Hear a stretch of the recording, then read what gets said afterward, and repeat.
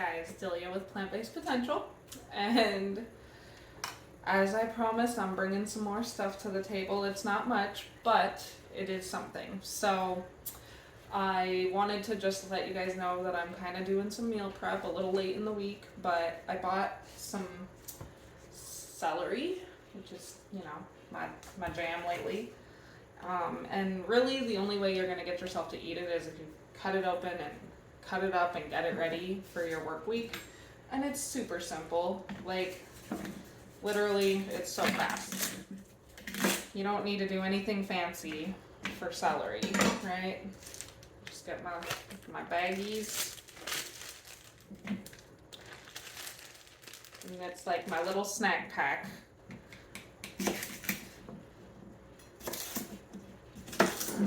Right, but that wasn't the only thing I was going to show you guys either, because I have a bunch of celery here that I'm going to just hack up for the evening. Typically, too, I will eat this with hummus, which is super good, or I know a lot of people like to eat it with peanut butter, so there's that. You can make your own broth with this, and if you're doing stir fries, you can put some celery in your stir fry, and if you really like celery, you can put it in your Bloody Mary in the morning. So these guys on the healthier side can go in your smoothie, and usually if you're going to put like a flavor like this in your smoothie and you're doing like a green smoothie, you want to offset it with something that'll bring a different flavor palette to the table, because it can be a little tough drinking celery juice. So maybe something like a pineapple juice or a mango juice might offset that flavor and bring you a little more flavorful like palette of likeness. Right, so this bag is pretty full here. Right, guys, and then I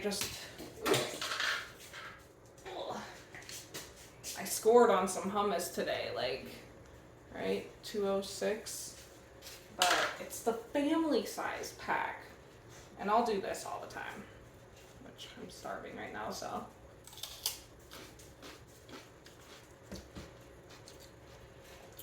I love me some hummus. Now, this is a great deal. Sometimes it can be a little pricey, and making your own hummus is super easy and inexpensive. The most expensive thing that you can add to your hummus is tahini, but trust me, a little goes a long way. So, anyway, let me just finish this batch off here. And then, I don't know about you guys, but my dogs love eating vegetables that I'm cutting up, so it's always like a feast in here. I know you guys have seen them in videos, and sometimes I don't really notice them in and about, but I think they pick up that I'm doing a video sometimes, so they stay out of the room.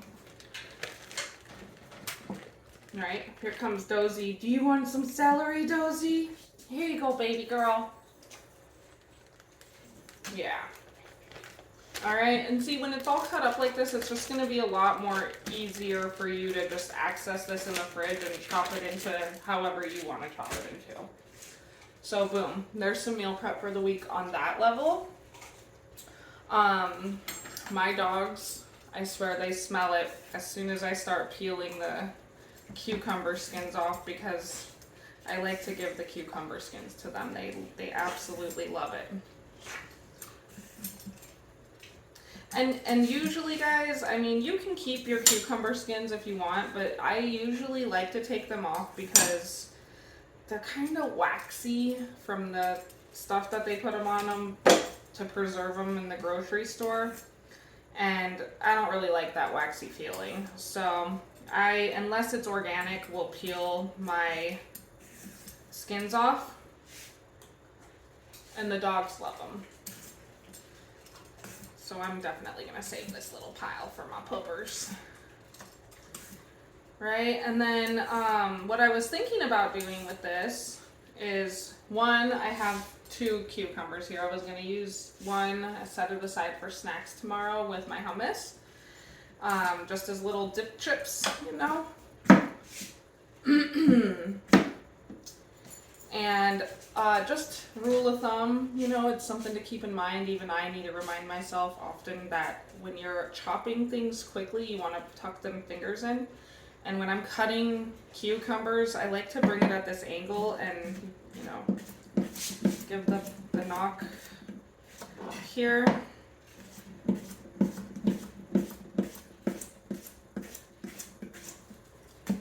But again, it's all about meal prep too. So you're going to be more likely to eat your cucumbers if you've taken the time to chop them up. Like, I have plans to snack on this, and then I have another one. I was thinking about making a cucumber salad with avocado, some lemon juice, onions, garlic, some cilantro, and just eat it just like that. It's so good.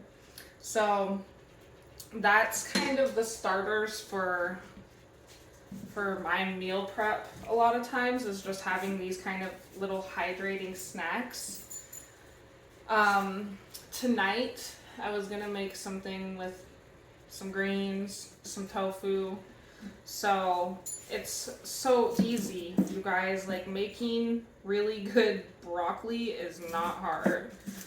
You can put this in your air fryer, or I know everybody has an oven, so you can also just stick it in there.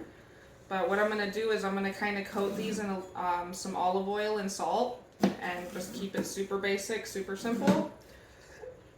And then pop them in the air fryer for like maybe 7-ish minutes. I like to pop in often and check it, because if you leave the air fryer for too long, your stuff will just, the life will be sucked out of it.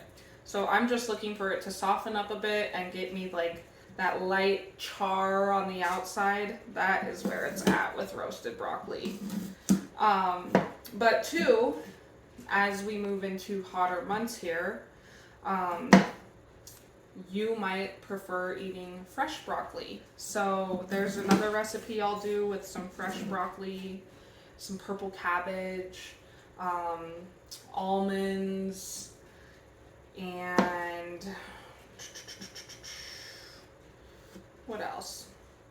Anyway, I add stuff like that into a salad, and then I make my own dressing with some apple cider vinegar and some honey or agave nectar, and you just do just the littlest amount of apple cider vinegar, like a cap full or two, and that really does the trick, and you get it all nice and massaged through your raw salad, and it is amazing.